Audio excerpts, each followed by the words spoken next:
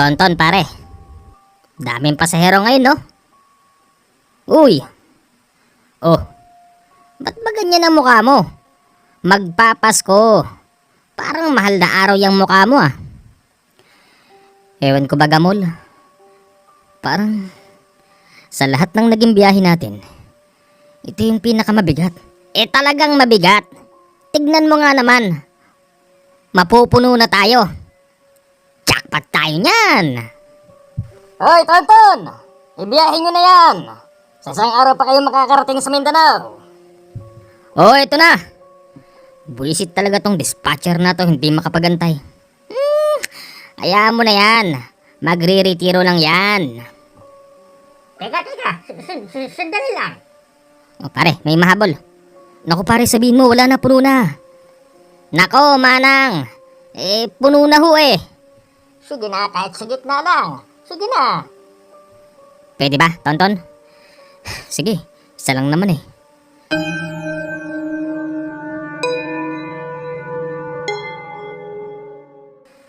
Magandang araw sa lahat ng bumubuo ng channel na ito. Ako nga pala si Tonton. Isa akong bus driver sa loob ng 10 taon. Ang biyahe ko mula Maynila hanggang sa Mindanao. Meron akong isang biyahe na hindi ko makakalimutan sa aking buhay, na hindi ko lubos akalaing mangyayari ito sa akin. Pakinggan nyo hanggang dulo at sana'y inyong maibigan.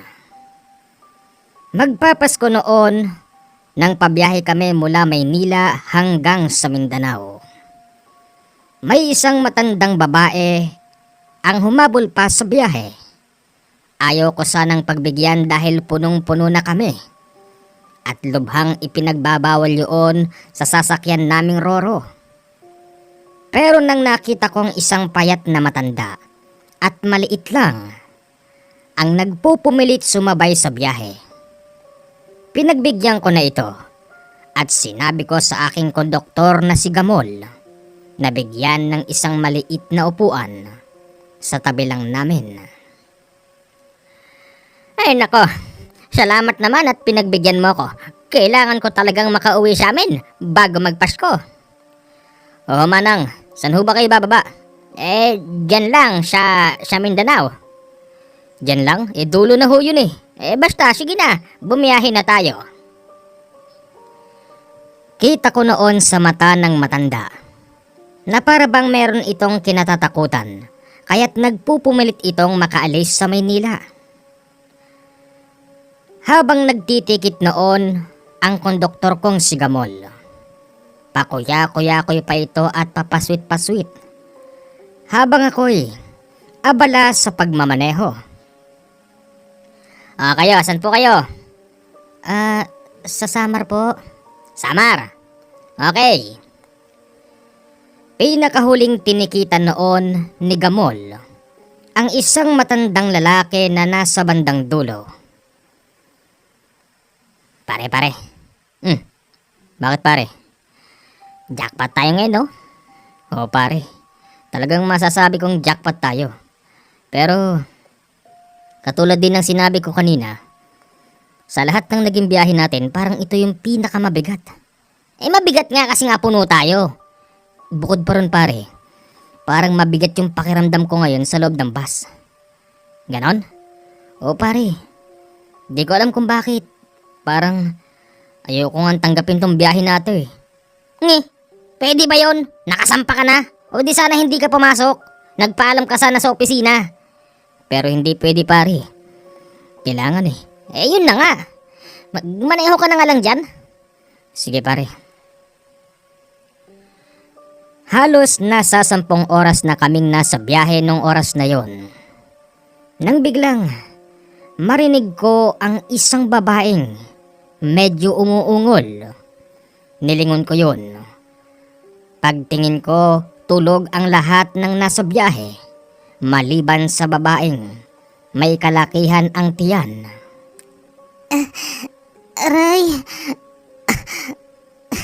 Aray ko. Ate, may problema ho ba? Umihilab po kasi yung tiyan ko eh. Nako, manganganak ka na ba? Hindi po. 7 buwan pa lang tong tiyan ko. Ganun ba? Baka gusto mong ihinto kita muna sa ospital. Hindi na po. Sige po, tuloy nyo na. Pinagpatuloy ko ang biyahe. Hanggang sa narinig ko na naman yung babae. Bakit po? May problema po ba? Mukhang malaki yung tiyan mo, iha. Nasaan ang irresponsableng lalaking bumuntis sa inyan? Baka kailangan mo ng kaagapay.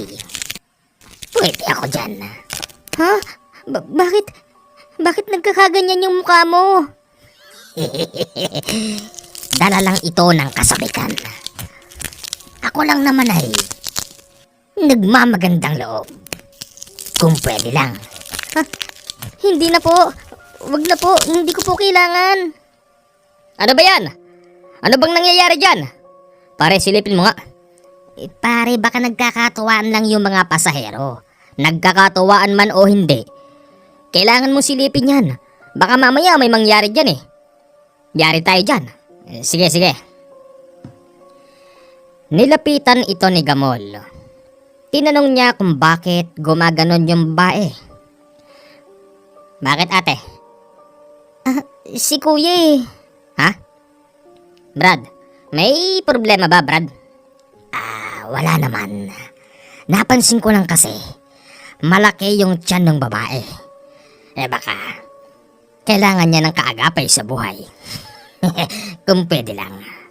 Brad, baka naman kasi may asawa na si ate. Huwag mong pilitin. Okay? Sige. Kuya, pwede bang lumipat ako ron sa bandang dulo? May nakaupo ho ron eh. Kung gusto nyo, kakausapin ko na lang para magpalit kayo. Sige po. Kinausap ni Gamol yung nasa dulo. Pumayag naman yung isang babaeng nakapalitan ng buntis. Tumabi yung buntis sa isang matandang lalaking nandon sa dulo. Okay ka na dyan? Okay na po ako rito. Salamat po. Ha? Po? Mabutit dito ka tumabi sa akin. Alam mo, kanina ko pa kayo pinagmamasdan ng lalaking yon. Oo nga ho, parang ang manyak. Hindi basta manyak yon.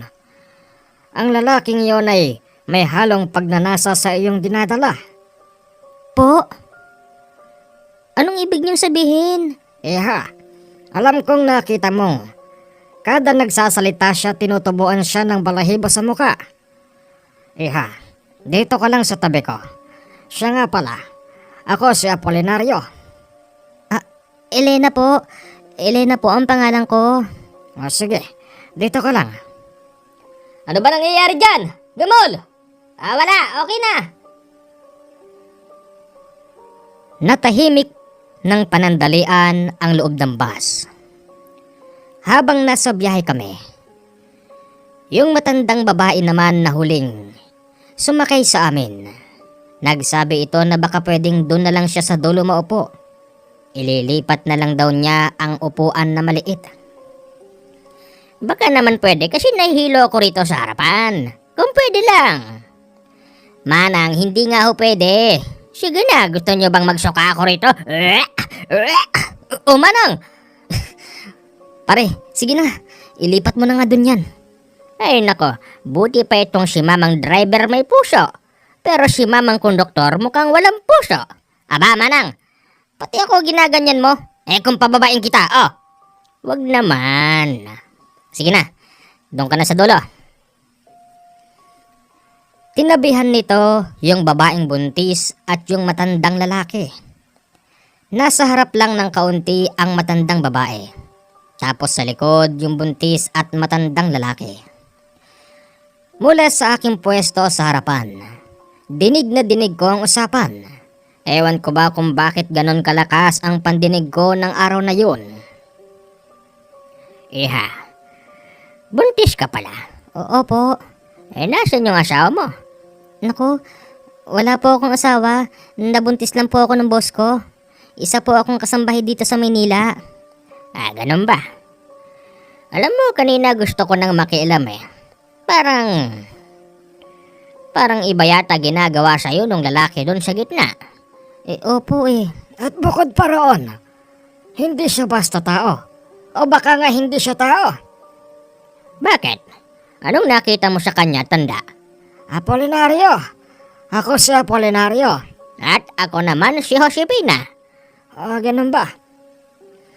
Habang nakikipag-usap tong buntis kanina, abay, nakikita ko kung gaano kasabik ang tao na yon sa ipinagdadala ng babaeng to.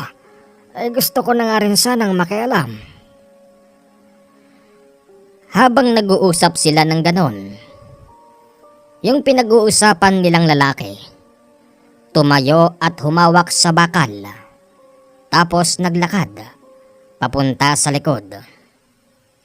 Ano bang problema? Pinagtutulungan niyo ba ako, ha? Hindi naman sa ganon. Maghulos dili ka. Nandito ka sa loob ng bus. Huwag mong ipakita ang pagiging garapal mo rito. Nakakapikon kayong dalawang matanda eh. Sino ba kayo? Hoy, lumayo-layo ka sa akin, ha? Baka hindi kita matansya. Hoy, tanda. Baka hindi mo ako kilala. Hindi mo alam kung anong kaya kong gawin. Kaya kitang kainin. Aray, sumisipa yung bata sa tiyan ko. Hoy, pakiusap lang kung sino ka mang demonyo ka. Lumayo ka na rito. Mas lalong lumalakas ang usapan sa loob ng bus. Kaya't yung mga pasaherong natutulog ay napapalingon sa likod. Ako naman noon at si Gamol ay hindi namin masyadong pinapansin ng ingay dahil pagod na rin kami parehas sa biyahe. May bababa ba dyan? Walang sumasagot. Di tuloy na biyahe. Pagpasok namin sa gawin ng Bicolandia, nag-stop over muna kami dahil kailangan naming magpahinga at kumain. Sumigaw si Gamol na stop over muna ng 15 minuto. Napansin naming hindi bumaba yung buntis. Hindi bumaba ang matandang lalaki at babae. Pero yung pinag-iinitan nilang lalaki, bumaba at tumingin ito sa amin ng masama. Bakit ho? May problema ho ba sa biyahe? Yung mga kasakay mo, ang babastos. Pagsabihan mo mga yon, ha? Bakit ho ba? Teka ho, sandali lang. Mag-usap muna tayo. Dere-derecho yung lalaking yon pumunta ng CR. Kaya't ang ginawa ko, pumunta ako sa likod. Kinausap ko yung tatlo kung ano bang nangyayari. Bakit ho ba, Manang? Tatang? Ate? Bastos ang lalaking yon. Hindi sa basta tao. Kung ako sa'yo, mamang driver, huwag nyo nang pasakayin yon. Nako, hindi ho pwede. Bayad po yun eh. Baka humareklamo kami. Balik nyo na lang yung bayad. Hindi siya tao. Hindi tao? Anong ibig niyong sabihin? Hindi siya tao. Korsyonada niya yung buntis. Ano ho ba kasing nangyayari? Tapatin nyo nga po ako. Magpapasko, ganyan ang sitwasyon. Baka mamaya ma-terminate pa kami ng kasama ko eh. Ano ho ba kasing nangyayari? Pakiusap po. Gusto mo talagang malaman? Oho, bakit ho ba? Ang lalaking yon ay aswang. Ano? Aswang? Oo, isa siyang aswang. Natatakam siya sa sinapupunan ng babaeng to. Wag mo na siyang pasakayin, pakiusap. Nako, hindi ho talaga pwede hanggat hindi ho siya bumababa. Gamol pare, saan ba bababa yung lalaki na yun? Mindanao. Kayo ho ba? Mindanao din ako eh. Kayo po, Mindanao din. Ikaw ba ate? Mindanao din po. Nako, pare-parehas palang dulo. Halos hindi na ako noon nakapagpahinga. Mabilis kasing natapos ang 5 minuto. Kaya't pinasakay na ni Gamol ang mga pasahero. Nakita ko na naman. Ang lalaking yon tumayo sa tapat ng tatlo. Pinasita ko yun kay Gamol para bumalik sa upuan niya pero para bang hindi ito nakikinig. Brad! Bawal ang nakatayo! Doon ka sa upuan mo! Hoy, kinakausap ka ng konduktor. Ay, pag ganyan lang naman ang ugali mo, bumaba ka na lang. Nakakaabala ka na. Bumaba ka na! Sige na! Hindi, nagbayad ako eh. Bakit ako bababa? Brad, kung gusto mo, dito ka na lang maupo. Sige na, magpalit na lang kayo ni Manang. Yung upuan, pagpalit mga Gamol. Nilapitan yon ni Gamol. Plano niyang pagpalitin ang upuan ng matandang babae. Tapos doon na lang ipopwesto sa harapan. Pero, nang tumingin yon kay Gamol, bigla siyang... Nagulat ka ba? Brad, pare, sige, dito lang siya, okay lang siya rito. Lintik, ano ba namang klaseng araw to? Parang utod ng kamalasan. Pagkatapos noon lumapit sa akin si paring Gamol. Sabi niya nasindak daw siya sa mukha ng lalaki. Kasi nang hawakan niya yung upuan. Tumingin daw ito sa kanya, biglang namula yung mata at tinubuan ng balahibo yung muka. Pare, kailangan na nating ibaba yung isa na yun. Bakit pare? Pare, parang hindi yata tao eh. Ano ba? Hindi ka malalayo rito? Oh, ano nangyayari dyan? Tignan mo nga pare. Paglapit doon ni paring Gamol, nakita niyang hawak-hawak ng lalaking yon ang ulo ng babaeng buntis. Tumayo yung matandang babae at sinampal yung lalaki. Walang yaka. Pababain niyo na nga ito. Huwag kang magmalinis. Akala mo siguro hindi ko alam kung sino ka. Kung gusto mo, maglabasan tayo ngayon dito ng pagkatao. Bakit? Kilala mo ba ako? Isa kang mangkukulam. Pagsabi noon ng lalaki, nagtingi na ng lahat ng pasahero sa likod. Hininto ko na noon sa mabahay na bahagi. Tapos lumapit ako sa kanila at sinabi kong, O ikaw! Kayong tatlo! Bumaba na nga kayo! Bakit pati ako nadamay? Ako lang naman ay nagmamalasakit dito sa babae. Siya nga naman, nagmamalasakit lang kaming tatlo. Ikaw kanina pa ako sa'yo napipikon eh. Wag mo kong hawakan. Baka pagsisihan mo yan. Habang sinasabi yon ng pangit na lalaki, nakita ko rin ang sinasabi ni paring Gamol. Totoo ngang namumula yung mata niya tapos tinutubuan ito ng balahibo. Sige na mamang driver, ituloy mo na ang biyahe. Kami nang bahala rito. Sige po. Nagpatuloy kami ng biyahe. Hanggang sa nang makatawid na rin kami ng Samar. Okay naman na ang lahat. Minomonitor ni paring Gamol ang nangyayari sa likod. Pero wala naman. Hanggang sa unti-unti nang nababawasan ng aming pasahero. Pare, nababawasan na pasahero ah. O pare, sa hindi inaasahang pagkakataon, bigla na lang umulan ng napakalakas ng gabing yun. Tapos, yung mga pasahero'y natutulog. Isang pamilya siguro yung naisakay namin noon sa Manila. Kaya't paglampas namin ng Samar, nagsibaba silang lahat. Aba, isang pamilya pala yun o isang angkan? Ewan ko. Dami. Kaya pala nung tinikitan ko'y gawin na yon, iisa yung lugar na bababaan. O ilan na lang yung pasahero? Konti na lang, parang 10 na lang yata. 4 yun nasa dulo. Lahat yun siguro sa Mindanao. Yun nandito, hindi ko alam. Ang sumunod na stopover namin, lahat ng sa medyo harapan, nagsigsibabaan. Sa madaling sabi yung nasa dulo na lang ang natira. Yung matandang lalaki at babae yung buntis, tapos yung lalaking makulit. Sinabihan ko noon si Paring Gamol na tumabi na lang doon para malaman kung ano pang susunod na mangyayari. Sa totoo lang, napakabigat ng pakiramdam ko nung oras na yon at para bang sasabog at gusto kong manita. Sa kalakasan ng ulan, bumabiyahe pa kami kahit na madilim. Pag gano'n ang sitwasyon, SOP sa amin.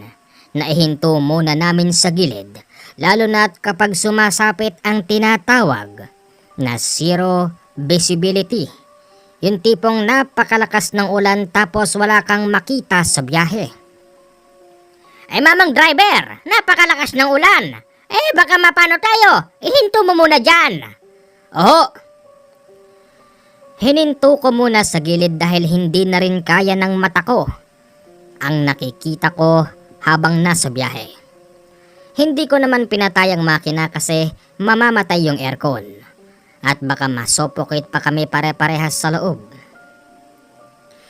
O pare, sitwasyon doon. Bakit di mo pa sila paghiwa-hiwalayin? Sinabihan ko na nga pare yung makulit na lalaki. Ayaw talaga. Alam mo sabi pa, kahit daw buntis yung babaeng yon, gusto niya raw itong ligawan. Ang kapal ng mukha pare. Ganun ba? Baka kahit siguro kaskasan mo ng panghasa yung mukha nun, hindi tatalab yung panghasa sa kakapalan ng mukha ng lalaki. Kuya, baka pwedeng doon ka na maupo. Ang luwag-luwag na ron eh. Hindi pwede. Dito lang ako sa tabi mo. Aakuin ko ang responsibilidad dyan sa dinadala mo. Aba talaga nga namang makapal ang mukha mo. Bakit? Mangkukulam. Ano akala mo sa akin? Nasisindak ako sa'yo? Ha? Ay, lumayo ka na ang baho mo! Nasusuka na sa'yo yung buntes! Umalis ka na, doon ka na sa harapan, parang awa mo na! Kapag ako napikon sa'yo, sinisiguro ko sa'yong malalaman mo kung sino ako! Bakit? Sino ka ba? Walang hiya kang aswang ka! Tinatalo mo ang isang albularyo! Ano?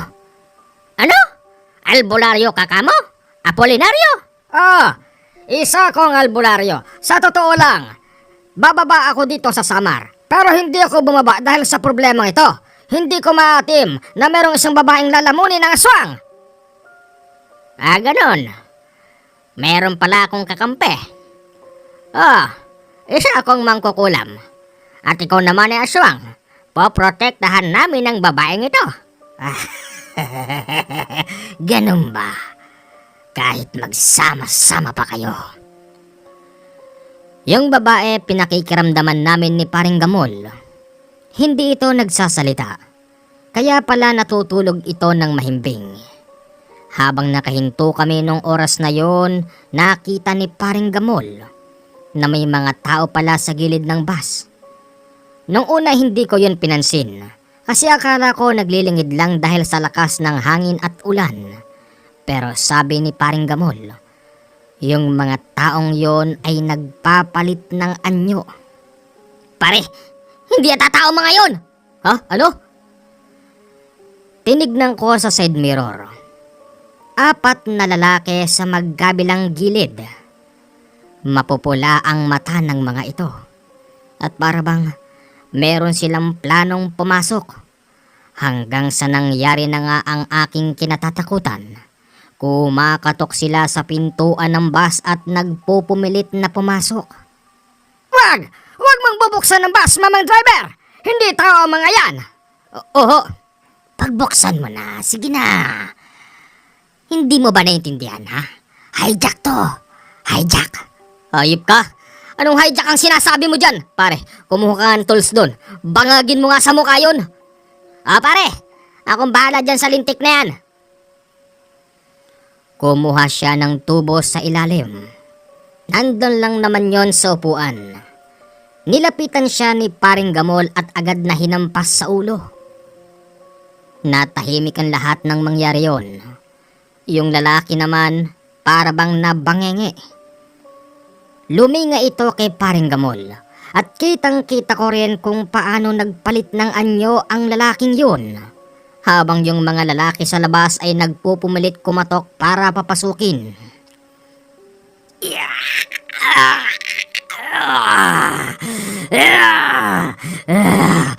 Umanda ka sa akin! Tunay ngang aswang pala ang lalaking yun. Kitang-kita na namin ang kabuuang itsura niya. Napakapangit tapos naglalabas ito ng napakabahong amoy. Yung matandang babaeng may pangalang Josepina, tumayo ito at may kinuha sa bag. Naglabas ito ng langis na kumukulo. Kasabay din noon ang paglalabas ng isang libretong maliit at nagsalita sa wikang Latin.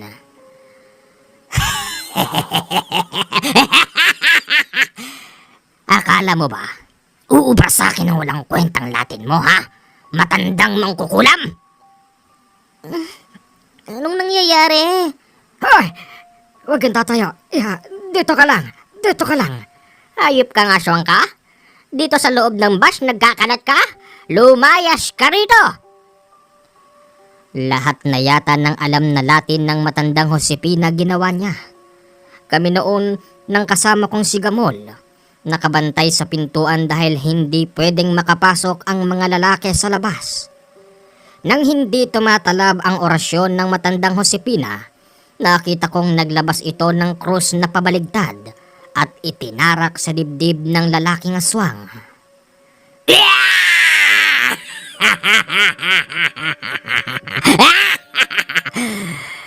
Krus na pabaligtad. Pasensya ka na, pero hindi yan tatalab. Mahinang klaseng mangkukulam. Ang hirap sa'yo. Naging mangkukulam ka pero nagbago ka pa. Nang dahil dyan, humina ang kapangyarihan mo. Sumigaw ang matandang Josepina. Sinabi nitong lalabas na raw siya pero hindi namin siya pinagbubuksan. Lalabas na ako. Parang awan nyo na. Papatayin ako ng aswang na yon. Hindi pwedeng magbukas ng pintuan. Makakapasok yung mga nasa labas. Kaya nga naman, Manang, dito ka lang. Hinarap pa rin ng matandang Josepina ang lalaki. Lumapit ito sa amin at hinawakan ang muka ng matanda. Kami noon ni Paring Gamol nang gigilid sa gilid. Dahil na rin sa matinding takot at sadyang nakakatakot talaga ang itsura ng lalaking yun. Siguro kung uso na noon ng cellphone na merong kamera baka na-picturean namin siya. Wag mo kong papatayin. Anong wag papatayin? Ha? Magmula roon hanggang dito, kinukontra mo na ako. Alam mo na isa akong aswang. Pero anong ginawa mo? Kinukontra mo ko kaya't mamamatay ka. Unti-unti ay humahaba ang dila ng lalaking yon. Tapos pumapalupot sa leeg ng matandang Josepina. Hindi namin namalayan. Yung matandang lalaki naman sa likod naglakad na pala papunta sa amin. Bit-bit ang tubo na hinampas ni Paring Gamol sa lalaki. Hinampas din yon ng matanda. Kaya't bumulagta ang lalaki sa upuan ng bus. Kung hindi ka natatakot sa mangkukulam, sa akin, may kalalagyan ka sa akin. Naglabas ng medalyon ang matandang lalaki. Tapos nag-orasyon. Yung mga nasa gilid na nagpupumilit pumasok ay biglang nawala. Tapos yung lalaking nakabulagta parang nababaliw. Inuuntog nito yung ulo niya sa upuan ng bus. Tapos tumitirik ang mga mata.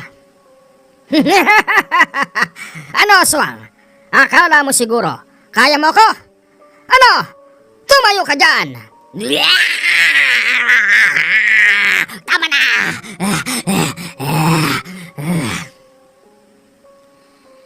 Hindi nagtagal, sinabi ng lalaking yon na lalabas na siya. Dahil sa wala na rin namang mga tao sa labas.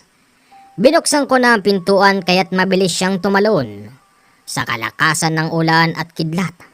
At kadiliman biglang nawala ang lalaking yon. Ay, mamang driver. Pasensya ka na. Aray! Oh, yung babae. Tignan mo nga pare. Sumasakit na naman daw yung tiyan ng babae. Kaya kahit zero visibility ng gabing yun, pilit ko pa ring ibiniyahe yung bus para makalayo sa lugar na yon. Ang problema, napansin namin para bang hindi kami makalabas-labas sa magubat na bahagi. Kaya't sinabi noon ng matandang lalaki, nabagalan lang yung takbo o kaya na may ihinto na lang sa gilid dahil siya raw ay mag-oorasyon. Mag-oorasyon ka? Oo, Para saan? mukhang nililigaw na tayo. Tulungan mo kaya ako, Josepina? Aba hindi pwede. Magkokontrahan ng orasyon nating dalawa. Sige, ihinto mo muna dyan. Hininto ko noon sa gilid. Hinahanap ko si Paring Gamol.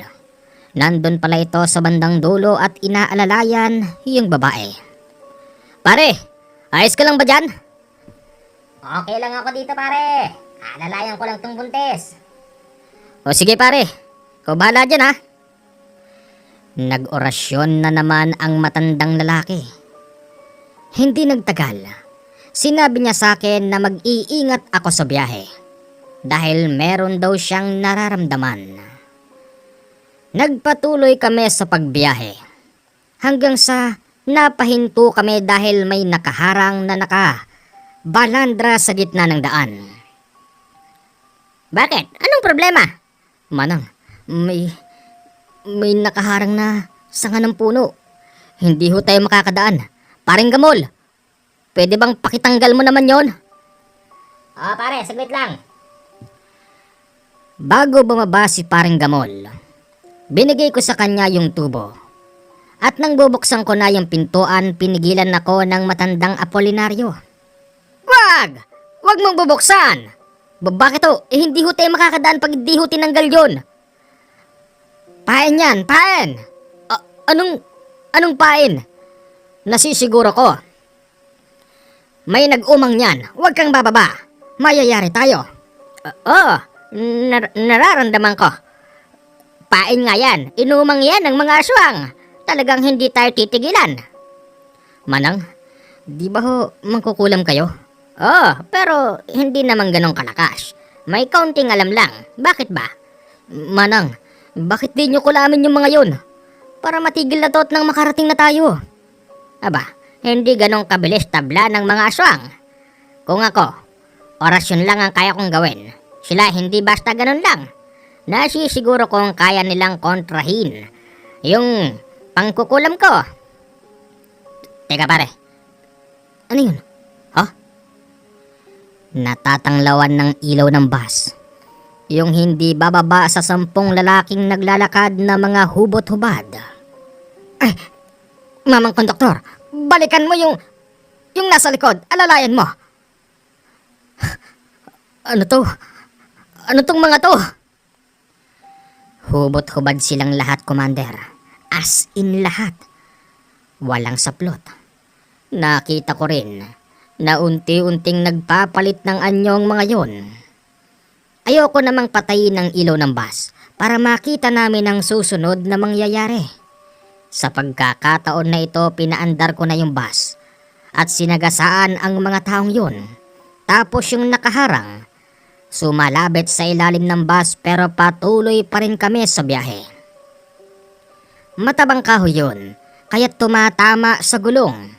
Nang dahil doon nawalan ako ng kontrol at hindi nagtagal na ibangga ko sa gilid kung saan meron isang malaking puno.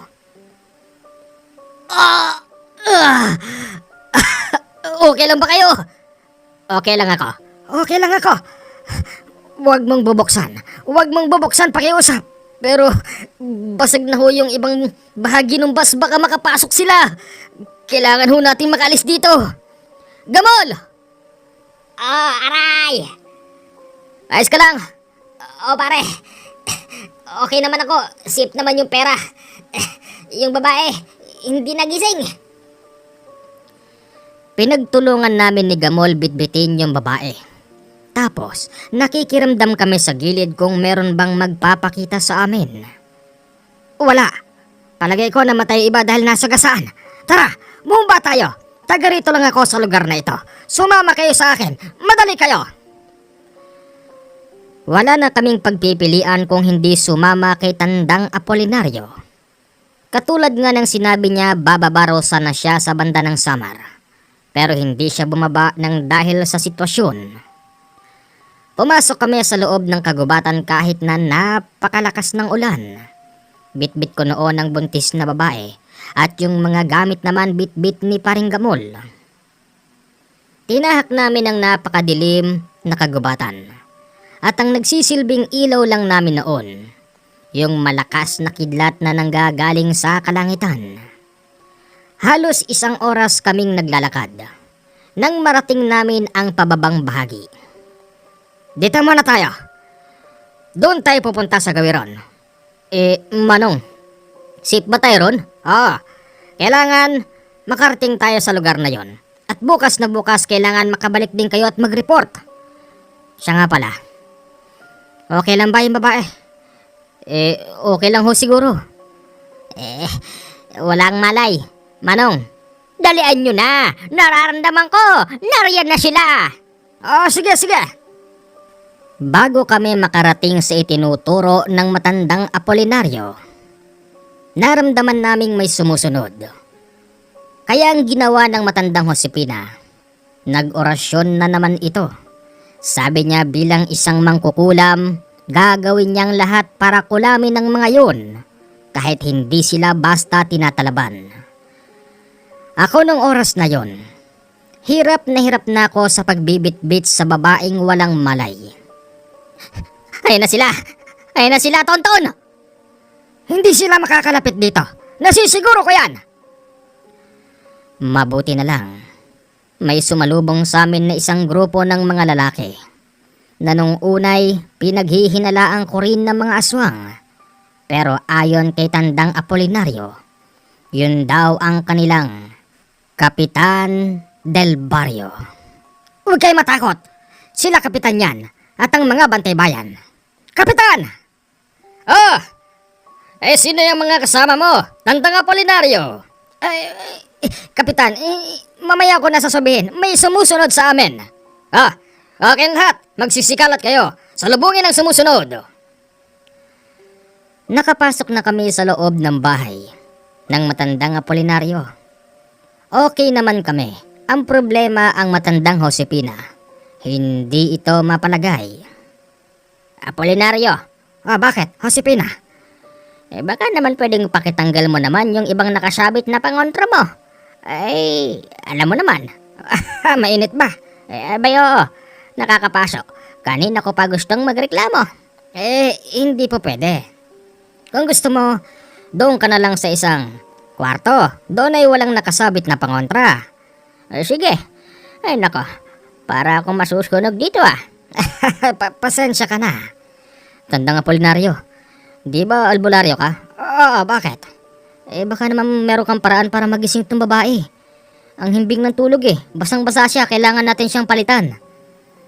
Si Josepina nang bahala dyan. Dalhin niyo rin sa kwarto. Ang problema, wala akong mga damit dito pang babae. Hindi bale.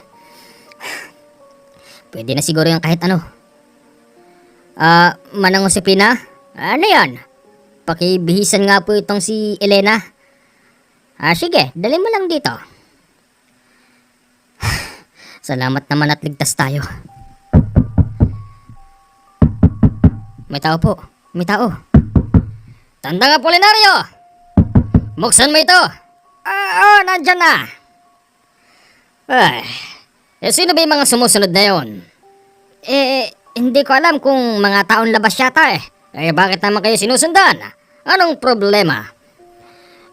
Kapitan, alam mo namang isa akong albularyo at maraming nasagasaan. Ano? Ano ka, politiko?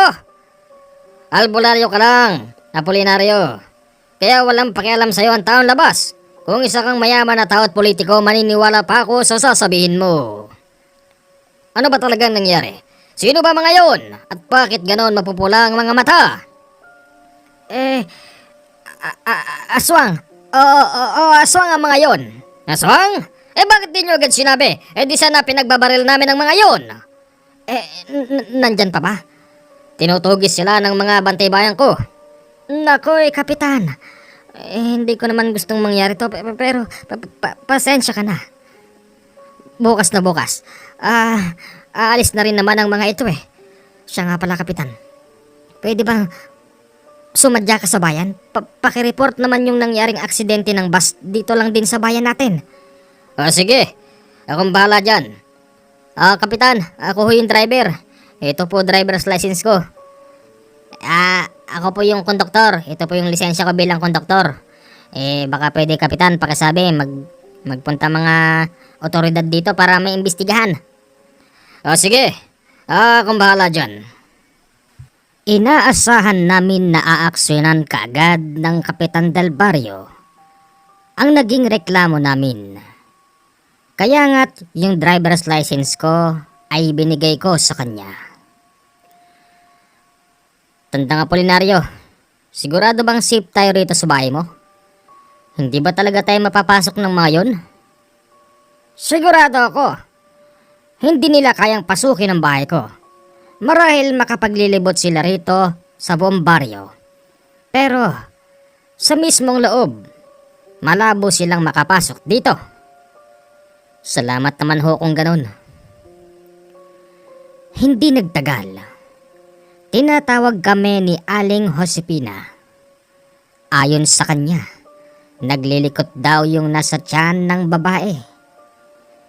Pero tulog pa rin ang babaeng si Elena. Pagpunta namin sa kwarto, gumagalaw nga yung tiyan ng babae na para bang nagugutom yung nasa loob. Anong nangyayari? Hindi ko alam.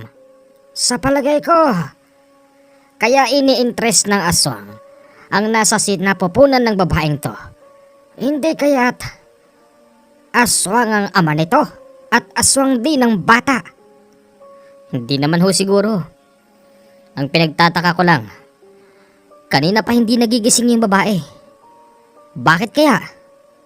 Yun din ang hindi ko kayang ipaliwanag. Pero susubukan kong gumawa ng paraan. Naghalukay ang matanda sa mga baol niya at bag. Naglabas ito ng kung ano-anong klase ng kahoy na tuyo. Tapos may dahon na tuyo. Nilagay niya ito sa isang maliit na planggana. Nilagyan din ng uling tapos sinilaban. Josepina, tayo nga yung babae. Paano kung itatayo? Ang bigat-bigat niya. Parang may buhaya sa loob ng tiyan ng babaeng to. Hoy, gumising ka na dyan, babae. Nang dahil sa'yo, napapahamak kami. Aling Josepina, wag niyo namang ganyanin yung babae. Siya nga naman, para kayong di nagbuntis ng araw ah. Paano ba naman? Mukhang may mali eh. Hindi ba, Apolinario? Basta hawakan mo na lang. Sa palagay namin ay nakalanghap na ng usok ang babae. Bigla na lamang itong dumilat. Nanigas ang katawan at dumidipa. Habang gano'n ang sitwasyon, ang sabi sa amin ng albularyo, maging alerto raw kami sa paligid ng bahay dahil nararamdaman niyang nakapaikot doon ang mga yun. Ramdam ko rin at ramdam ni Gamol na may kakaiba sa paligid ng bahay. Paring Tonton, magre-retiro na ako pagkatapos nito. Magre-retiro o magre-resign? Ganon din yon. Ayoko na maging biyahero. Noon, pangarap kong makapasyal. Magmula Maynila hanggang Mindanao. Ngayon, sawang-sawa na ako. Mas lalo na't may mga ganito pala talagang pangyayari. Kala ko, sa TV lang to. Meron din pala sa personal at hindi ko akalain na ako pala mismo ang makakaranas noon. Ayoko na, may mga aswang na naman. Narinig namin na sumigaw yung babae. Tapos sa labas naman ng bahay, tila ba may sumasagot sa kakaibang lengguwahe. Hindi!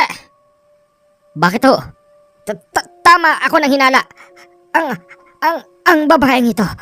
Ang babaeng ito, binuntis ng aswang at ang nasa sinapupunan niya ay isa ring batang aswang. Kung ganon, kailangan natin patayin yan. At paano natin gagawin yon? Akong bahala. Nang malaman ng matandang Josepina ang nangyayari, alam na raw niya ang gagawin. Naglabas ito ng maliit na boteng kumukulo, tapos pilit na pinainom sa babae. Biglang nawala yung gumagalaw sa tiyan niya, tapos yung babae ay sumuka ng dugo. Hindi lang dugo ang sinuka nito. Meron ding parang mga hilaw na laman. Laman na hindi galing sa kung anong klase ng hayop. Yan! Sige, isuka mo! Isuka mo ang katawan ng batang nasa sinapupunan mo. Sa madaling sabi, isinusuka na ni Elena yung parte ng laman ng batang nasa sinapupunan nito. Kung tutuusin, nakakatakot gawin yon. Kasi isipin nyo, katawan ng batang pinapalaglag at naglalagas na laman ang isinusuka ng babae. Sa mga oras na yon, nagkontrahan sila ni matandang Apolinario. Bakit daw kailangan padaanin sa bunganga ng babae? Ayon naman sa matandang Josepina, mas mabisa yon. Sige, isuka mo! Isuka mo ang aswang sa iyong sinapupunan! Habang ganoon ang sitwasyon, mas lalong umiingay ang ingay sa labas. Meron pang ang kumakamot sa dingding. May nangyuyugyog sa taas ng bubong. At may kumakatok. At may nagsasalita sa wikang hindi namin maintindihan. Hindi nagtagal. May nakapasok na yata. Kasi narinig naming bumukas ang pintuan sa likod. Gamol! Tignan mo nga yun! Tonton? Oh, bakit? Tonton! Tignan mo yun! Ha? Manong Apolinario! May nakapasok po! Ano? Paano? Hoy, paano ka nakapasok dito? Lumabas ka! Pakialamero, humanda kayo sa akin. Kukunin ko ang bata. Huli na ang lahat. Patay na ang bata sa sinapupunan ng babae. Naisuka na niya ang mga parte ng laman ng batang ito. Ganon? Pues, kayo ang mananagot. Bago kami salakayin ng nakakatakot na lalaki, ipinaliwanag nito sa amin. Yun daw babae na yon ay dati niyang kasintahan na pilit tumatakas sa lugar niya. Hindi naman siya agad nakilala ng babae habang sila'y nasa bus dahil nagpapalit-palit ito ng anyo. Nagiging kulubot na maitim na lalaking payat na mahabang buhok na luwa ang mata. Ayun, pinatay mo ang anak ko. Ginagawa ko lang ang lahat para bumalik sa sakin. Mga pakialamero, mamamatay kayo ngayon. Tandaan nyo yan.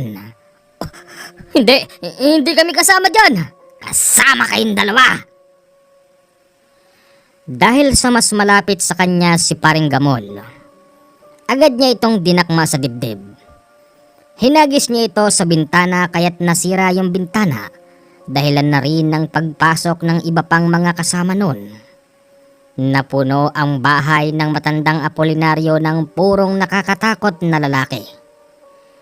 Pinagmalaki pa ng matanda na maraming pangontra sa kanyang bahay, kaya't paano raw silang nakakapasok.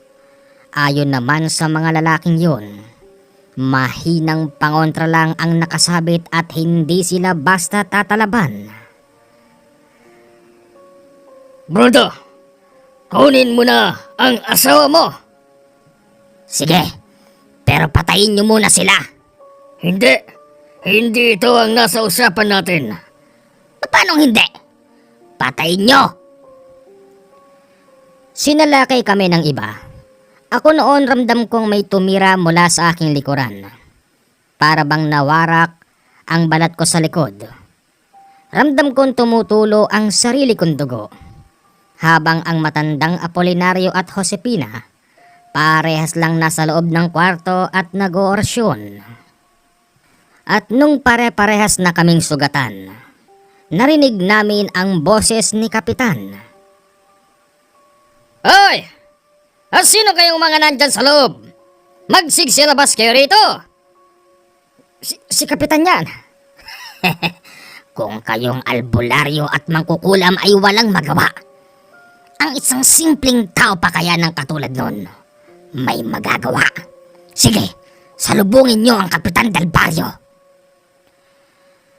Nakita kong 5 lalaki ang lumabas mula sa bintana at pintuan.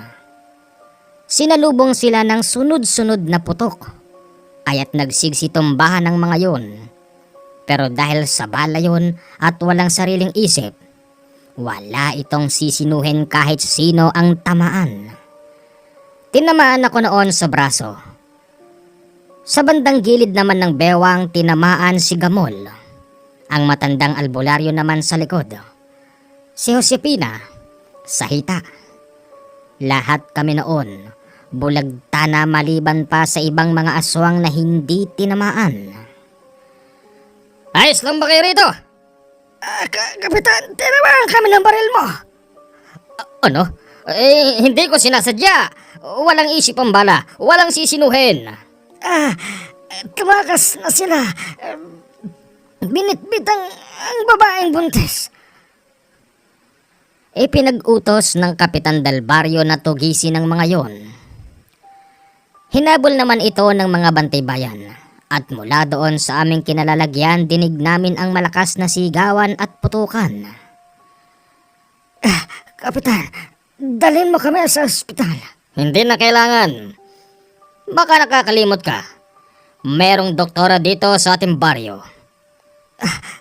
Sige na, hindi na namin to kakayanin. Sige na. Pagtingin ko sa matandang Josepina, hindi na ito humihinga. Ang matandang babae. Ha? Por Diyos por Santo, tinamaan din pala siya. Mabuti na lang dahil merong isang doktorang nakatira sa lugar na yun. Tinanggal nila ang mga tama ng bala sa amin. Ayon sa magandang doktora, kagabi raw, meron na siyang naririnig na paikot-ikot sa baryo. Tapos, para bang may hinahanap ang mga yon. Doktora, hindi lang po kayo maganda. Magaling din po kayo manggamot. Salamat po't natanggal nyo yung bala. Naku, wala yun. Doktora, meron po kaming pera dito. Pero, ito po yung mga pamasahe ng tao. Hindi po namin to pwedeng galawin. Okay lang, libre yan. Huwag nyo nang isipin yung pera ng kumpanya. Ang isipin nyo paano kayo makakabayad ng utang na loob. Sa ngayon, hinahabol na ng mga bantay bayan ko ang mga aswang na yon. Nagkamali tayo. Dapat hindi natin pinakailaman ng babaeng yun. Ginagawa lang pala ng lalaki ang lahat para bumalik sa kanya. Ang matandang Josepina, ililibing na lang namin siya rito dahil patay na siya. Ikinalulungkot ko. Patay na ang matanda. Kapitan, baka pwedeng wag muna. Baka pwedeng antayin nating matapos ang problema nito hanggang sumikat ang araw. Tapos, ang matandang pasahero namin, kami na ang bahala. Siya nga ho pala, nakarating ho ba kayo ng bayan? Hindi. Paano ako makakarating doon? Nasa lubong namin yung mga animal na yon. Kapitan, baka naman ho merong pwedeng i-provide dyan na sasakyan. Makaalis man lang kami rito, bibit-bitin namin yung patay na matanda. Kawawa naman. Titignan ko kung available pa yung kariton. Kariton? Ano yun, nahatake ng baka, kalabaw? Oo, ayun lang naman ang sasakyan dito sa baryo namin. Hoy, hindi ito Maynila. Sa Maynila maraming sasakyan. Dito sa probinsya namin, partikular sa baryo namin, kalabaw lang ang sinasakyan namin papalabas ng bayan. Akala namin sa gabing yon matatapos na ang problema. dahil nga bitbit na ng mga aswang ang babaeng buntis. Hindi pa pala. Kasi nang bumalik na kami sa bahay ng matandang Apolinario na tadtad ng bala, nakita naming sa loob may mga taong gumagalaw. Wag mo na kayong papasok. Sigurado ako, may kalaban pa dyan. Nakapasok na silang lahat. Anong gagawin natin? Tonton, pare, umalis na kaya tayo rito. Saan naman tayo pupunta, ha? Kita mong madilim pa. Antayin nating sumikat ang araw. Doon tayo sa kinukuhanan ko ng tubig. Meron akong maliit na safe house doon. Nakatago yun sa ilalim ng bato. Ligtas tayo doon.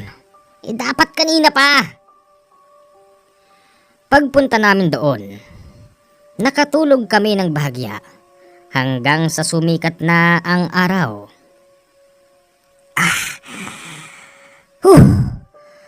Buti naman di tayo inabot dito ng mga yun. Paano tayo kakain ngayon? Sumasakit yung sugat ko eh. Huwag kayong mag-alala. Makakalis din kayo rito. Tara na. Lumabas kami noon sa aming pinagtataguan. Laking gulat namin. Naroroon sila kapitan. At ang mas masakit pa ron, ayon sa kanya may natagpuan na 3 lalaking patay. Ha? Sinong pumatay, kapitan? Malamang! Di mga bisitang kagaya nyo. Kasalanan mo to, tandang Apolinario. Hindi ka dapat nagdadala ng ganyang bisita rito. Ayan! May namatay tuloy. Kahina-hinala ang pagkamatay. Wakwak ang tiyan. Wala ng laman loob at wala ring mga mata. Kapitan, ano namang kinasabit ko dyan? Kinasabit? Sabit ka talaga dyan. Nang dahil sa mga bisita mo, pinis tuloy ng aswang ang baryo natin. Ganun ba? Oo. Ikaw. Inuutusan ko kayo. Lisanin nyo na ang baryo namin. Dahil kapag hindi nyo yan ginawa, ako mismong gagawa ng paraan para itaboy kayo rito. Kapitan, yun naman ho talaga plano namin eh. Alis na ho talaga kami. Inaantay lang namin sumikat ang araw. Mabuti pa nga! Lumayas na kayo! Alas! Pati ikaw! Susunugin namin yung bahay mo. Kapitan, para namang binabaliwala nyo na lang yung mga magandang nagawa ko rito sa ating baryo. Wala akong pakialam. Ang isang malaking kabutihang ginawa mo, kayang burahin ng isang maliit na pagkakamali. Pero, ang pagkakamaling ito, hindi maliit. Malaki dahil merong namatay. Umalis ka na, bago ka pasisihin ng mga mahal nila sa buhay. Karen! Apo. Paika-ika kaming umalis sa lugar na yon. At ang katawan ng matandang Josepina hindi namin kayang bitbitin. Wala kasi kami noon sinakyan na kariton, kaya't nilibing na lang nila ito sa libingan sa baryo na yon. Hirap na hirap kaming umakyat kasi doon sa mataas na bahagi kung saan na aksidente ang bus namin, doon kami pupunta. Sa kabutihang palad, narating naman namin yon. Ang problema, wala na roon yung bus. Teka, Gamol! Yung bus natin! Ewan ko. Baka hinatak na ng mga otoridad. Pakulintik. Patay tayo dyan. Baka sabihin lumabas na, ano ba yon? Yung pera, ninahako natin tapos binangga yung bus. Yari tayo ngayon dyan. Di naman siguro. Sabihin natin yung totoo. Magantay tayo ng darating na bagong bus. Inantay namin yung dumating na bus. Tiyempo, nakakumpanya namin yon. Pinasakay kami ng driver dahil nakilala niya ang aming kasuotan. Ikinuwento namin sa kanila ng pabulong ang nangyari. Ayon sa kapwa ko driver, lumaganap daw agad ang balitang ninakaw namin ang pera. Tapos sadyang ibinangga yung bus. Pagdating namin ng Maynila, inaresto kaming dalawa ni Paring Gamol. Pero sinabi namin sa kanila ang katotohanan at sana magkaroon ng patas na imbestigasyon. Ipinakita rin namin sa kanila na meron kaming tama ng bala at sinabi rin sa kanila ang eksaktong lugar kung saan kami nagtago. Pansamantalang kalayaan? Ano tong nangyayari sa atin, paring Gamol? Importante na kalaya tayo. Di ba? Sinuli naman natin ng buo yung pera. Di ba? Pero kahit na, dapat merong patas na investigasyon sa mga katulad nating walang-wala. Sana nga. Nakakalimutan ko na ang naging problema sa nakaraan. Akala ko okay na ang lahat. Pero isang gabi, habang natutulog ang buntis kong asawa, bigla niya akong ginising. Uy! Tonton! Oh! Ano ba? Tonton! May tao! Tao lang naman yun eh. Yung tao ayun oh! Ha? Sino ka? Bakit? Nakasampay ka dyan sa bintana? Yung taong tinuturo ng asawa ko, nakasampay ang mga braso at binti sa bintanang bakal. Kitang-kita ko rin ang mukha niya dahil naiilawan ito.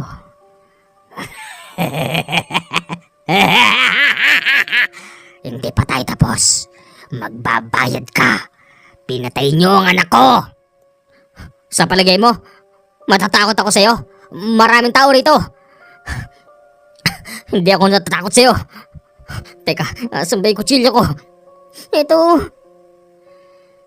Nang hatawin ko siya ng kutsilyo habang nandun siya, mabilis itong tumalon. Tumama ito sa kabilang bubong ng kapitbahay. Nagtatakbo ito kaya't ramdam namin yung yanig. Tapos rinig din namin ang malakas na pagtawa. Lumabas ako noon para silipin yon. Gusto ko sanang sumigaw sa mga kapitbahay na may aswang. Pero pinigilan ko ang sarili ko. Baka kasi walang maniwala sa akin. Walang yaka. Hanggang dito ba naman sa squatter? Sinusundan mo ko? Buhay ang inutang. Kaya't buhay din ang kapalit. Huwag kang mag-alala. Patay na rin ang inyong kapitan. Ano? Siya ang inuna ko. Isinunod ko si Gamol. Pati si paring Gamol? At ikaw na ang pinakahuli. Hindi. Sabihin mo hindi yan totoo. Totoo. Akala ko walang nakakakita sa akin habang nagsasalita ako sa labas. Nakita ko yung kapitbahay kong lasing na nagising at nakasilip ito sa pintuan nila. Lumapit siya sa akin tapos may hawak na pantaga. Naabala ko raw yung tulog niya kaya't hinalipaw niya ako ng ilang beses. Oh! Teka! Ano bang problema mo? Anong problema? Gabing-gabi na. Nag-iingay ka pa dyan sa tapat ng bahay ko. Kaya humanda ka. Kapag tinamaan kita nito, mamamatay ka. Teka, hindi mo ako naiintindihan. Maraming beses akong hinataw ng kapitbahay kong lasing. Pero natigil din siya nang makita niya yung itinuturo ko. Oh, ibon? Hindi yan ibon pare. Aswang yan. Ha? Hoy. At nagsuot ka pa ng ganyang costume. Bumaba ka rito. Kung talagang aswang ka, patayin mo na ang kapitbahay mo. Patayin mo na siya. Masama siyang tao. Ha? Wag mo kong utosan. Meron akong sariling isip. Mabuti na lang yung kapitbahay ko hindi sumunod sa kanya. Kasi sa palagay ko ilang hataw pa niya tatamaan niya na ako dahil na rin sa matinding pagod ko sa pag-iwas. Nang tumalon yon sa lupa, biglang bumalikwas ang kapitbahay kong lasing at siya ngayon ang hinataw ng 4 na beses. Kitang-kita ko nang bumulagta ito sa lupa ng duguan. Oy, akala mo siguro hindi ko alam na aswang ka. Hindi ako ignorante pagdating sa aswang. Ha? Taga Iloilo to. Nakakita na ako ng katulad mo. Pasensya ka na, Tonton. Nagkunwari lang talaga ako ng una. Pero alam kong may kausap ka. Kaya ako na ang tatapos dito sa lintik na ito. Bumaligkwas na naman yung lalaki. Hinawakan nito yung hita ng kapitbahay ko. Tapos ang matutulis niyang kuko ay agad na bumaon. Nang dahil doon nabitiwan ng kapitbahay ko yung itak. Mabilis ko naman itong pinulot at tinaga ko yung braso ng aswang. Sa talim ng pantaga ng kapitbahay ko agad yun naputol. Tapos nagmamalaki pa. Babalik din yan! Hindi mo kami kayang patayin hanggat hindi mo kami nagagawang tadtari ng pinong-pino. Ganon? Ayip ka pala eh. Pinagtataga ko siya, Commander. Wala akong tagod na pinagtataga siya, magmula ulo hanggang sa paa. Mabuti na lang talaga dahil 10 oras na rin ng gabi yun at wala nang iba pang nakakita sa amin. Para siyang baboy na tinatadtad ko habang nakalagapak sa lupa. Yung kapitbahay ko na merong sugat sa binte at hita, inagaw niya yung itak ko at sinabing siya naman. Pinagtataga niya rin yung aswang kaya't kumalat ang dugo doon. Tumakbo ko sa bahay. Kumuha ako ng 2 timbang tubig para buhusan yung dugong kumalat. Sabi sa akin ng kapitbahay ko hindi na raw namin kailangan gawin yun. Mag-antay lang daw kami ng pagsikat ng araw at tsak na malulusaw ang aswang. Pero naisip ko sa dami ng tao sa squatter area, tsak na hindi pa man sikat ang araw marami ng gising. Halika, tulungan mo ko. Isako natin to. Yung dugo, sabuyin mo na lang ng asin. Siguradong pati dugo niyan matutuyo. Saan natin siya dadalhin? Doon. May bakanting lote ron. Wala nang magiging ebidensya. Kapag sikat ng araw, tunaw yan. Sige, sigurado ka dyan ha. Oo. Hindi na kami gumawa ng hukay para ibaon ang katawan ng aswang. Pinabayaan naming tadtad ang katawan niya habang nasa loob ng sako. At nang pagsikat ng araw, mga 1 oras lang ang lumipas, binalikan namin yon ng kapitbahay ko. Totoo nga ang sinabi niya. Naging abo yung aswang. Imposibleng patay na si Paring Gamol. Teka, pupunta muna ako ron. Sumamang pilit sa akin yung asawa ko nang dahil sa trauma. Nang puntahan ko si Paring Gamol dyan sa gawin ng Las Piñas, inabutan ko pa ang burol niya. Nakita ko yung itsura niyang parang pinahirapan. Nakadilat ang mata. Nakanganga ang bunganga. Tapos sa suot niyang barong, may lumalabas pang kung anong tubig. Ayon sa kanyang asawa, nakita na lang daw si Gamol na nakabulagta sa likod ng bahay.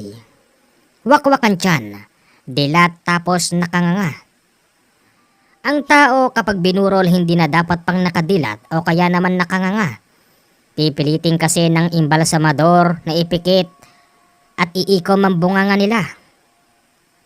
Pero sa pagkakataon na yon, si Paring Gamol talagang dilat. As in dilat at makikita mo pa sa itsura niya yung matinding takot na dinanas niya bago siya mamatay. Hindi ako makapaniwala. Nang dahil lang sa pangyayaring yon, mamamatayan ako ng isang tapat na kasama. Sa ngayon, matanda na po ako. Ang kwentong ito ay ipinasulat ko lang sa aking matalinong apo na siyang nakadiskubre sa iyong channel. Muli ako po si Tonton, nagbabahagi ng kwento. Okay, wag muna kayong alis. Sa palagay nyo, saang gawin nangyari ito dyan sa banda ng Samar ba yun? Tsaka anong bus po kaya yon? Sigurado ako ito'y nailagay sa talaan ng dyaryo noong araw na merong bus na naaksidente dun sa lugar na yon. At kung meron man, sila pala yung driver at konduktor noon. Sa bagay kasi alam nyo noong araw nung hindi pa uso yung mga camera sa cellphone, wala tayong nababasa sa mga internet. Ang mababasa mo lang noon sa mga dyaryo o kaya maririnig mo sa radyo, di ba? Sino nakakaalam ng istorya na to? Hanggang dito lang po ang ating kwento. Maraming salamat po sa mga nag-aabang.